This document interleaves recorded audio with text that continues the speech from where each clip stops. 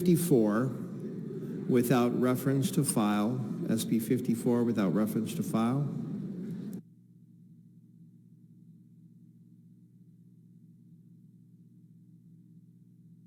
This is SB 54. And the clerk will read. Senate Bill 54 by Senators Allen and others, enacting solid waste. Ms. Rivas, you may open. Thank you, Mr. Speaker. As a joint author of SB 54, I am proud to be presenting this bill today on behalf of Senator Allen. For 4 years, we have been working to pass comprehensive plastics reduction legislation in California. I'd like to start by explaining how this measure is different from its predecessors.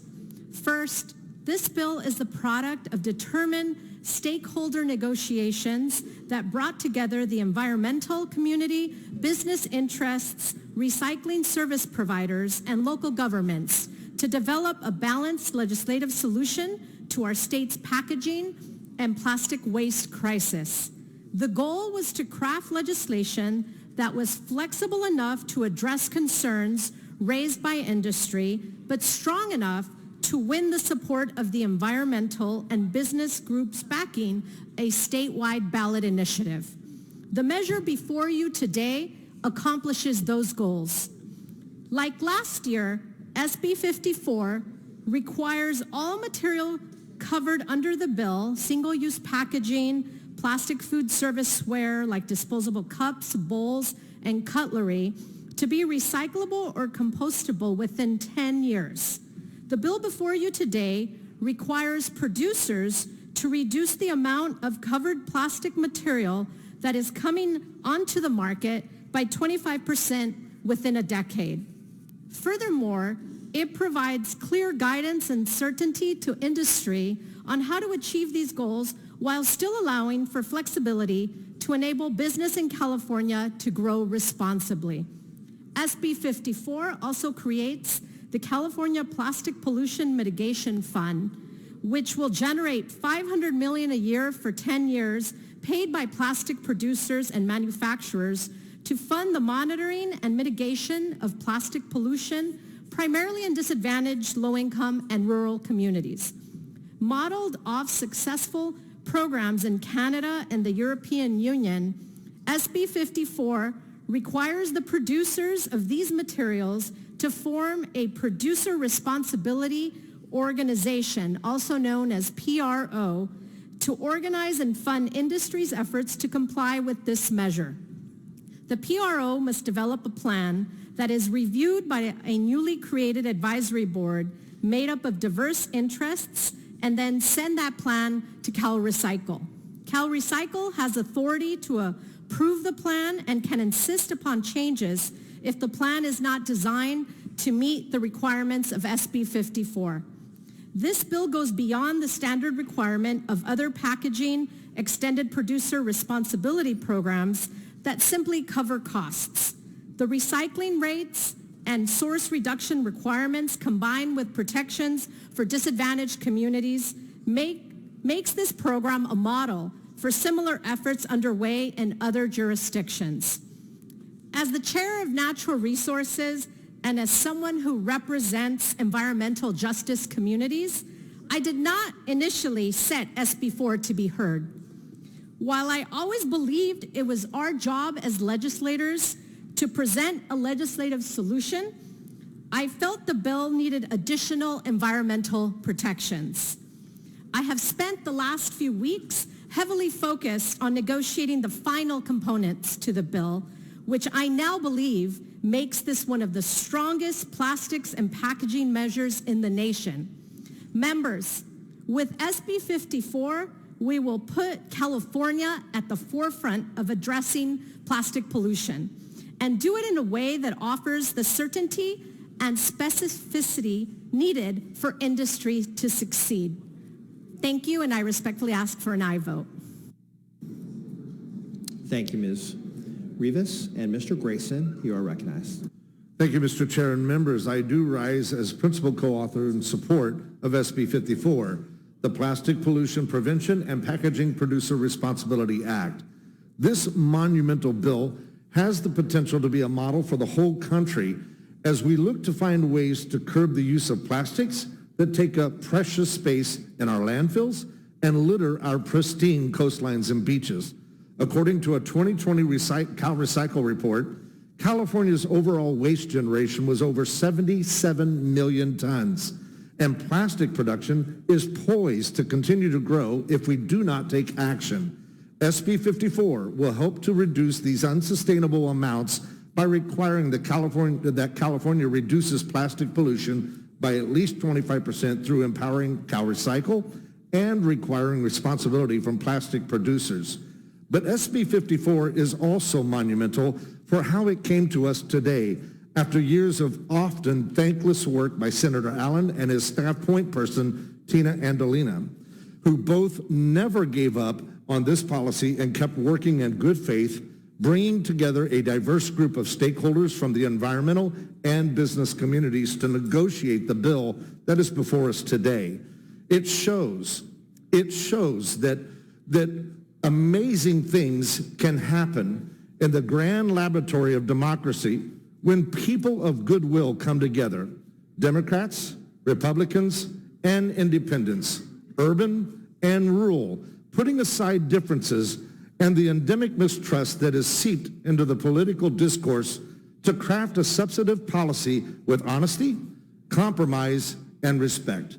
By passing SB 54, California can once again prove that economic success and environmental protections can be achieved together, and that this legislative body can craft policy that unites us across the state and across the aisle. I respectfully ask for an aye vote. Thank you, Ms. Grayson. Ms. Rubio, you are recognized. Thank you, Mr. Speaker. I rise today in support of SB 54. I want to thank my colleague from Concord and my Senate colleague from Santa Monica for their tremendous work. This work began about 3 years ago, and it intensified the last 8 months and definitely the last 4 months. The coalitions that came together from both sides were great team members. I am of the mind that a good negotiation means that not everybody is happy, but everybody comes with something that's important to them. And I think this is proof that coalition building and the collaboration between all of us brings a good product to the table. And I want to thank everyone again, the coalitions, for their hard work. And I respectfully ask for an aye vote on SB 54. Thank you, Ms. Rubio. Ms. Garcia, you are recognized. Thank you, members. I actually want to walk away from some of the hyperbole of whether or not this is the best bills on plastic out there. And I want to talk about the implementation of this bill. This is my 10th year here in the legislature, and I've made statements of hyperbole. And then when it comes to implementation, I haven't always been able to deliver for my environmental justice communities, for my disadvantaged communities. I don't just live in one of those communities. I spent my life in one of those communities. But I've been fighting all 10 years for those communities. And as I think about my tenure coming to an end, and those of you who are going to be here, you should vote on this bill today. Let me say that. But your commitment shouldn't be just to vote on that bill today, but that we actually honor that hyperbole and that we defend the promises made today. And when the industry, or if the industry chooses to walk away from some of these deals or some of these agreements, I hope you guys stand up and fight, whether that's through additional legislation or through lawsuits or whatever needs to happen. Because the reality is that our communities out there are afraid about what's being voted on here today, are afraid of the agencies that are in charge, because as a state, some of these agencies have failed us, and all you have to look at is Exide in my backyard. A lot of agencies failed us there. As a legislature, we've invested almost $1 billion in cleaning up those houses and those communities out there, but that's just a down payment to what is needed for these communities out there. And so I just want to be clear that while we are voting for this and we are doing our job as a legislature, that we need to make sure that the promises around chemical recycling are kept down the road. Because the danger isn't to all of us. The danger is to communities like mine, where we are often told You're already a wasteland. It's too hard to clean this up. So let's just go ahead and add one more toxic to your backyard. And you know what? It's okay because it's for the greater good. But what we hear is that we're not worth it, that we don't matter, and that our health and our lives get to be sacrificed. And it's disproportionately communities of colors, immigrant communities that deal with that out there.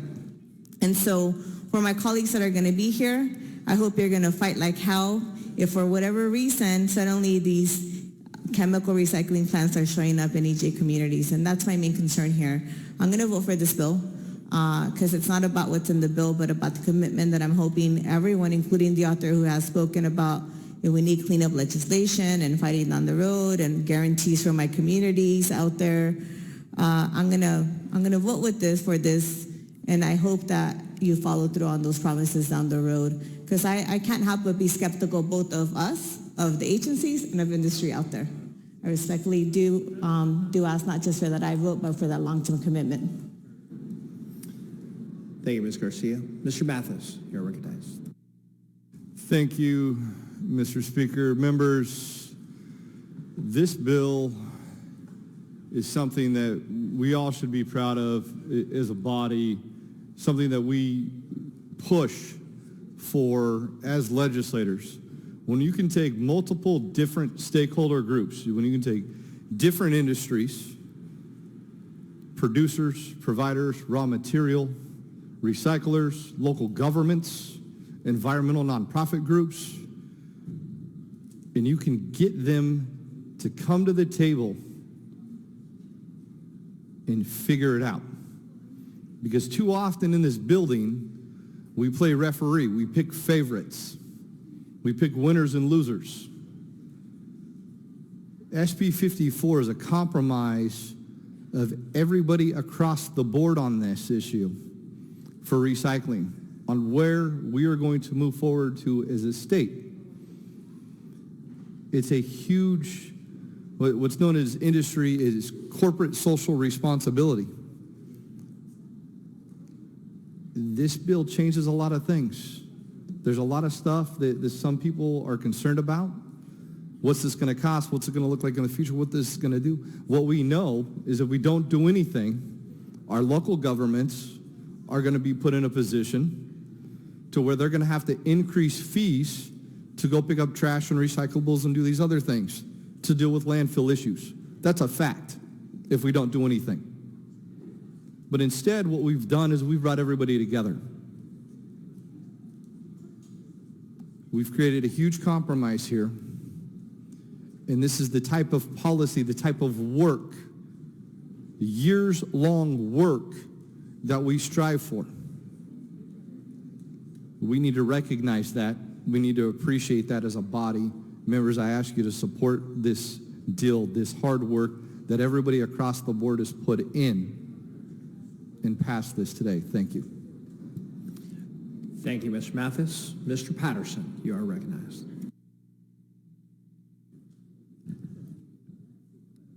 Yeah, thank you, Mr. Speaker, members. I too rise in strong support here. This is my, my 10th year? I'm termed out in 2024. And I want to echo what we are seeing not only in this compromise, but in the micro compromise. Is it micro or micro? Micro, isn't it? You should know. I know. But think about the achievement here. And when the California Chamber of Commerce calls me up and says, we want you to vote for this, and I've got a whole bunch of ag folks and a whole bunch of others who are saying, look, this is a solution. Both sides recognized it needed to happen, or else there would have been much more radical efforts that wouldn't make anybody happy, frankly. And then continue this knockdown wrestling match between these interests.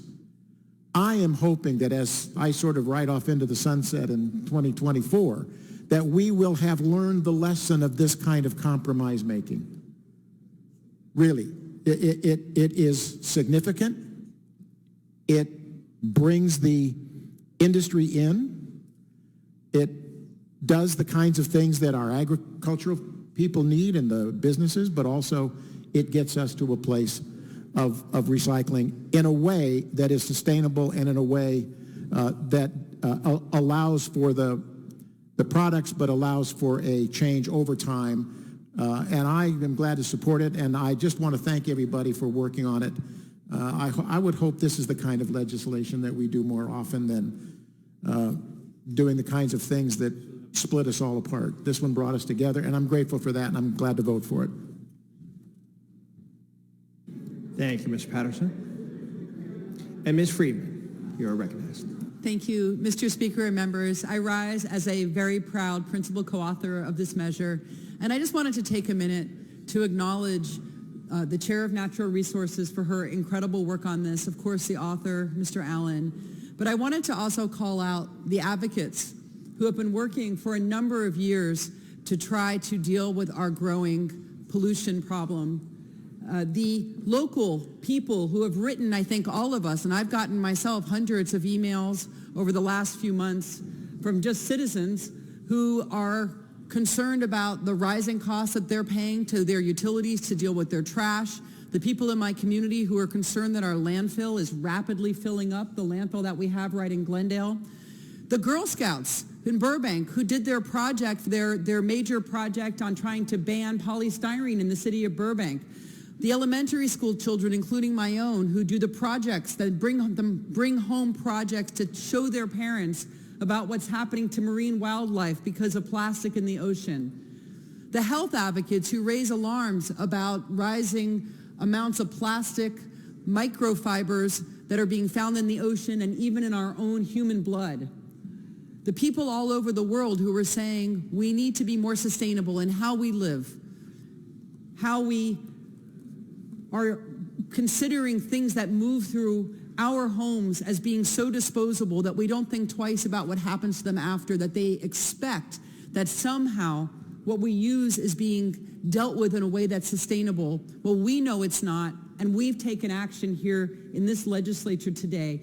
But let's not forget, it's because of the groundswell of pressure and support that we have received for years and years. And I'm glad that we're no longer ignoring that and that we have come together to take action. And with that, I would urge an aye vote. Thank you. Thank you, Ms. Friedman. And Mr. Speaker, you are recognized. Thank you, Mr. Speaker. Members, I rise today to also support SB 54. Single-use plastics, as we know, are a scourge on our planet. Historically, they've been used to produce, they've been produced expressly to be thrown away, and they fill up our dumps and populate artificial mats of garbage in the middle of the ocean. They choke seagulls at the beach and litter the medians of every road that we frequent. I wish I could say that SB 54 is a simple bill. It's not. It's long and it's complex. But I think we all understand that SB 54 will lead our manufacturers to reduce the amount of harmful plastics that live forever as waste. It doesn't say that we won't use plastics anymore. It does say that items designated in the bill are going to have to meet minimum standards for recyclability and composting. I want to thank our Natural Resources Chair for her incredible efforts, particularly over the last few weeks and days. This bill is a good start. I also want to thank the work of my Coastal Commission appointees, Linda Escalante and Carol Hart, who moved the conversation forward. And again, thanks to our chair who worked to improve the bill as an alternative to other actions that have been considered. This is a historic moment, and I ask for your aye vote on SB 54. Thank you, Mr. Speaker. And Ms. Rivas, you may close. Thank you. I want to thank my colleagues from Concord, Baldwin Park, Glendale, Bow Gardens, and others that stood up in support of this bill. Members, this is a truly landmark moment. It's taken years to get here, but our constituents want us to solve this issue, and now it's up to you to decide if we are going to do this today. I would like to thank Mr. Speaker for his support and the guidance of his highly capable staff, Marie Lou. I would like to thank our Natural Resources Committee consultant, Elizabeth McMillan, who has been instrumental in drafting amendments under extraordinary pressure. I'd also like to acknowledge my Chief of Staff, Matthew Montgomery, for his significant work and late nights managing the negotiations for my office. I would also like to acknowledge the business and environmental communities that have come together to make this possible. Thanks to their fearless advocacy, we are poised to make a bipartisan statement today that we can work together. We can be unified on this to address a critical public policy issue like plastic pollution. We will be setting an example for the nation and for the world today. Finally, I would like to acknowledge Senator Allen, who would not give up on passing the strongest plastic pollution reduction legislation possible. His dedication to protecting the environment and the dedication of his staff is truly admirable. Thank you, and I respectfully ask for an aye vote. Thank you, Ms. Rivas. And with that, clerk will open the roll. All members vote who desire to vote.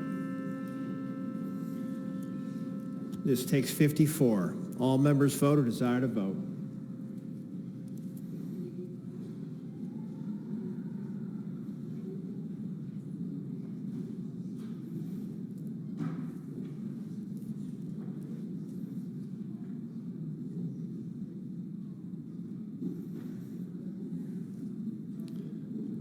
All members vote who desire to vote.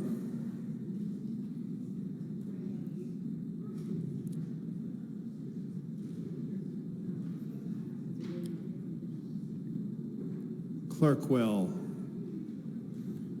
close the roll, tally the vote. Ayes 63, noes 1. That measure passes.